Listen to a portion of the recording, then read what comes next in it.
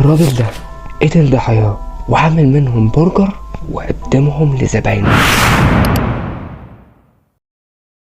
الاتنين. بس المرة دي مختلفة لانه فكر في فكرة ما تخطرش على بال الشيطان نفسه. بعد ما قتلهم قطع جسمهم لقطع واخد لحمهم مع البيت،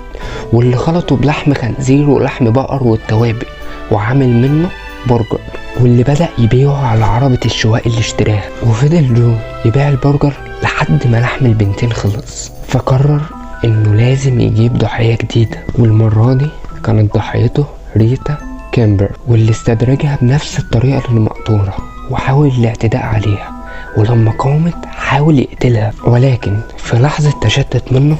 هربت ريتا من شباك المقطورة